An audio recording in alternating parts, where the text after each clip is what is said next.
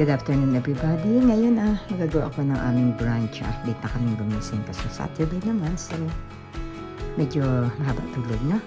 Okay, so I'm going to make this like a bread omelette. So, ang kailangan ko tinapay. And then my pepper jack slice. So, at ito ang tatlong itlog. I will beat that later. Tapos, any kind of tuna. At ang ating virgin oil. Okay? So, what I will do, babatihin ko ito and then maglalagay ako ng virgin oil natin dito sa ating pan and then ilalagay ko itong tinapay at we'll take it from there. Okay? Okay, so ang gagawin natin ngayon, dito sa ating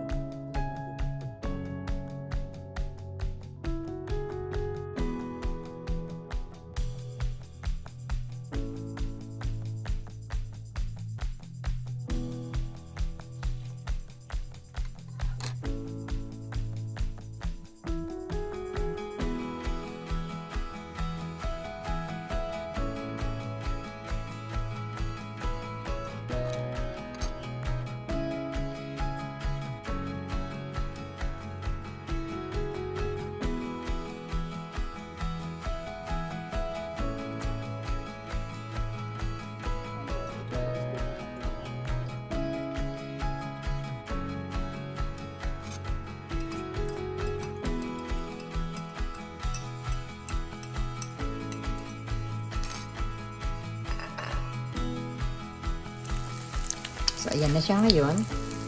And then, ilalagay natin itong one slice ng ating pepper jack. And then, another slice. Ito. Okay. Ayan, nilagay ko na rin ang ating tuna sa ibabaw. At ngayon, pagsasama-samahin ko siya, itatakip ko itong pagpapatong-patungin ko itong mga slices ng bread natin, no? So, biniliktad ko muna siya para maluto yung other side and then I will put them on top of each other. So, okay, luto na yung ating bread omelette and then slice ko siya sa gitna, no? Okay, so ito na ang ating bread omelette and ang aming brunch ngayon. So, here's our brunch. Our bread omelette and our mugs of coffee. Bon appetit!